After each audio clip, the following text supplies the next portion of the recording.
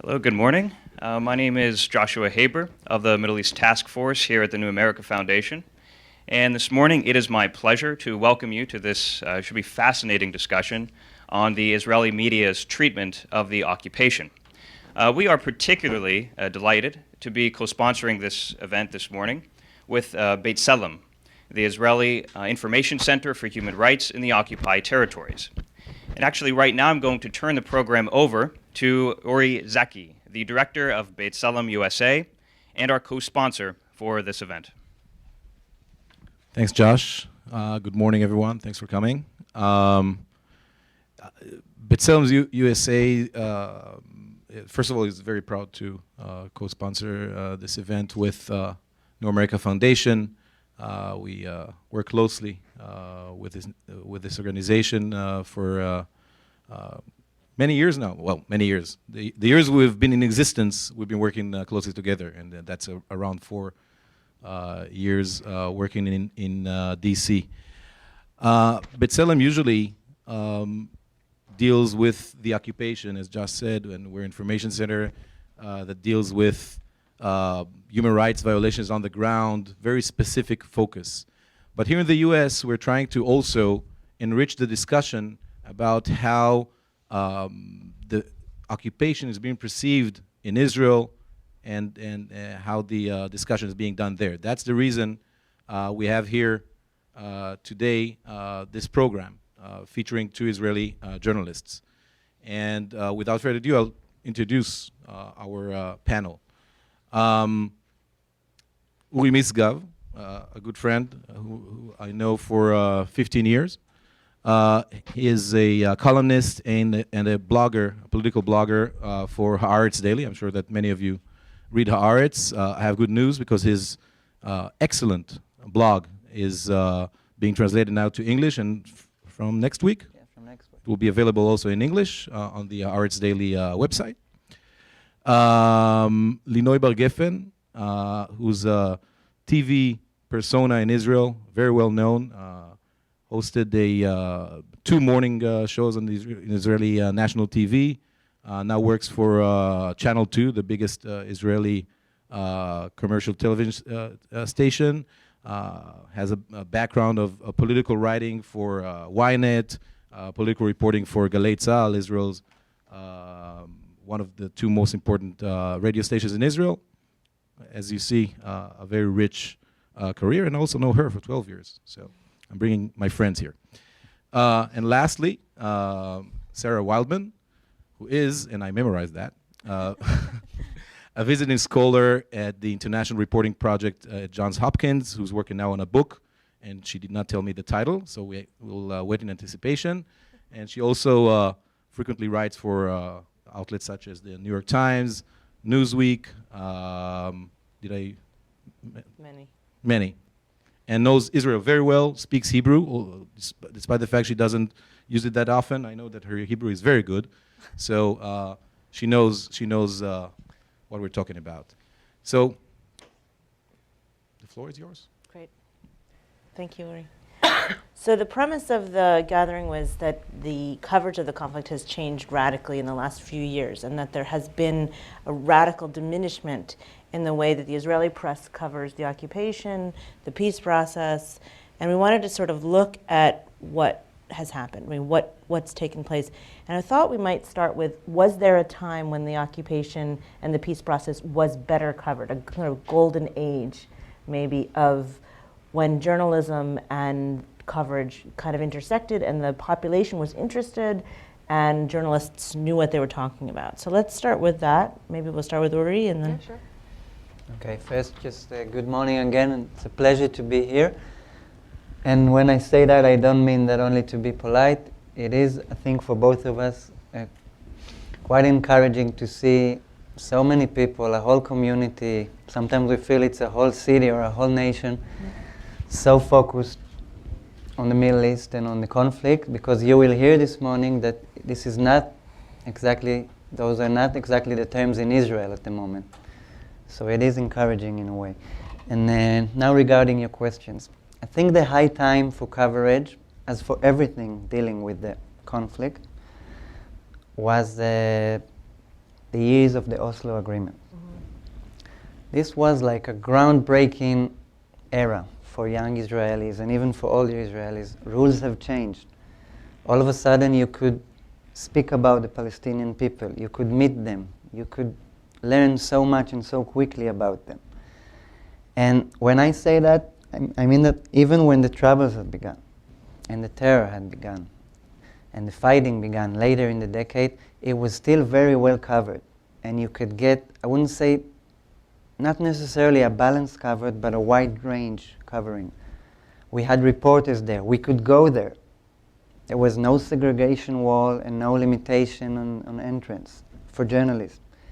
And that was the decade of the 90s. I think those were what you call the golden years. We don't see them as golden anymore in terms of what happened, but in terms of coverage, it was a whole different story. Just a small example.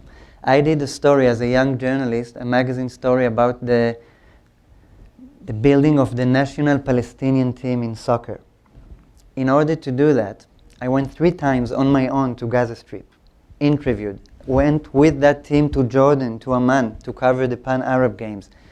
These are things that I couldn't even dream of doing in this Can you time. explain a little bit more why you can't dream of doing it? Because I'm not sure that everybody understands there's not as much freedom of movement, both, I mean, certainly for Palestinians, but also for Israelis. I mean, there's certain areas that you can't go into now without sneaking in. Okay, so I'll try to do it very short. Yeah. Technically, we can't go to the Gaza Strip anymore.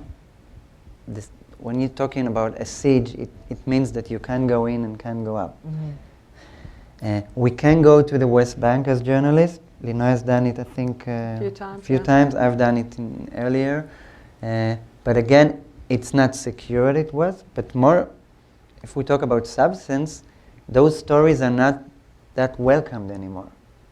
The Israeli public, and I think we'll talk about it later, Yeah. in many ways has lost its interest in stories like that.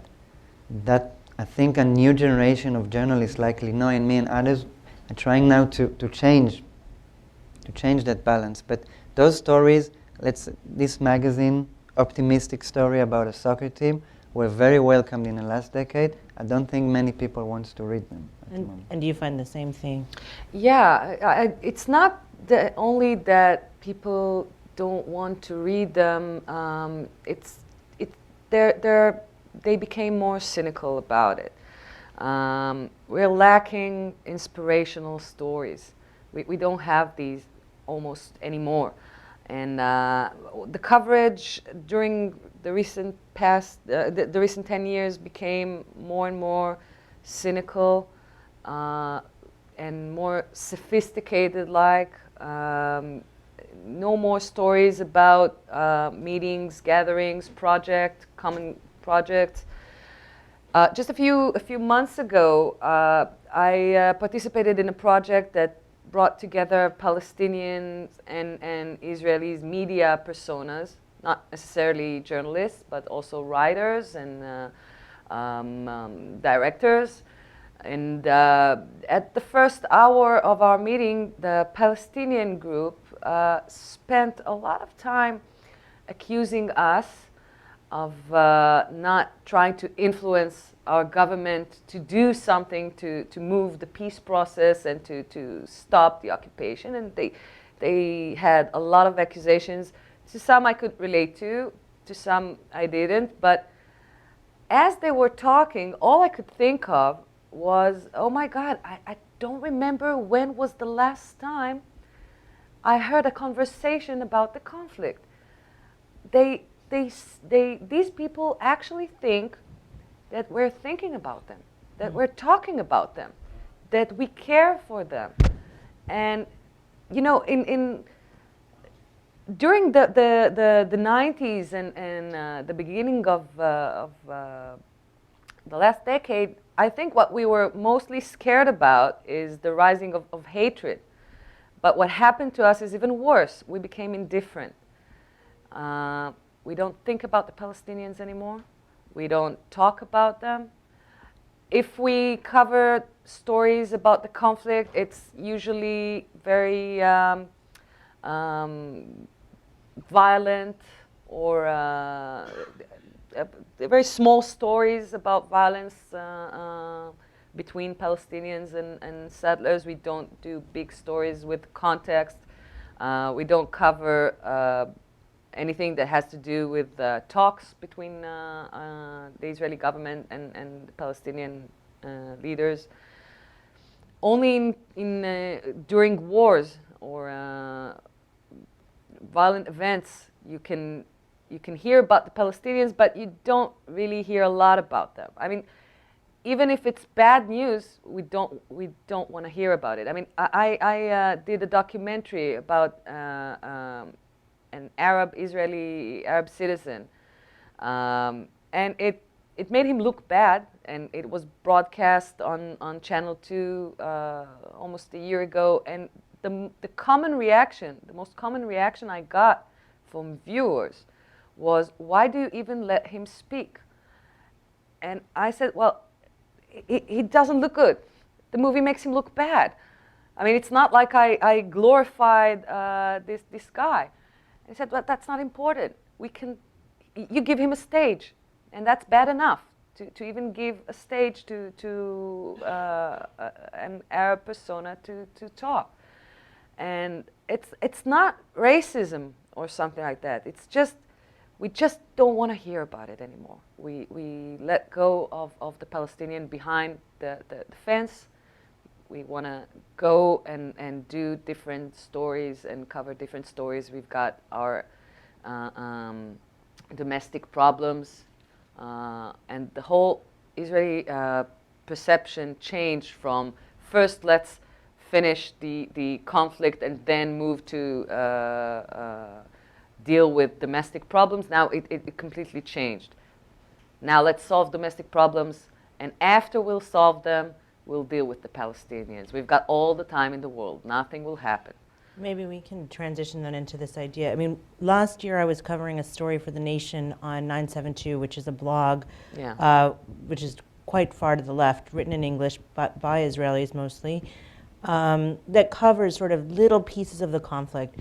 You know, the Friday protests in Nabi Saleh, or you know, the problems of evictions in Sheikh Jarrah, or you know, problems that are happening both in the West Bank and in Jerusalem and around the country. What I was told by a lot of mainstream journalists was that just like in America, journalism is suffering. You know, that it's hard to sell newspapers, it's hard to sell television programs, funding is dying, there's no money for journalism anymore, and conflict doesn't, for investigative journalism in particular, but in particular, the conflict does not sell. It doesn't sell your newspaper if you put the conflict on the cover. And then the problem, I suppose, is that then you juxtapose it against this question of the golden age being Oslo into the Second Intifada, which means, you know, suicide bombing gets covered because that's a very extreme vision, but not a humanized picture of what's happening in the West Bank. Exactly. So maybe we can talk a little bit about that, about how you've seen that economic perception, and then we could move into what we all were talking about yesterday, which was that the summer of 2011, people might remember that there were huge protests across Israel, in particular in Tel Aviv. All of Rothschild Boulevard was covered in these tents, because there was massive sort of cost of living protests, but they were really focused on the domestic policies of Israel about the cost of buying an apartment or inability to buy an apartment, or famously the price of cottage cheese. And this became a big question about why is the price of cottage cheese debated outside of the context of the cost of the occupation. So these are huge questions, but let's start with this question of the changing nature of journalism in Israel and what sells a paper or sells a column or a newspaper, a television program, and what that means in terms of how, not so much about censorship, because we can get into that, but more about how it ends up self-censoring journalists towards what they cover. Okay. I'll speak about the print media, okay? Nothing sells papers.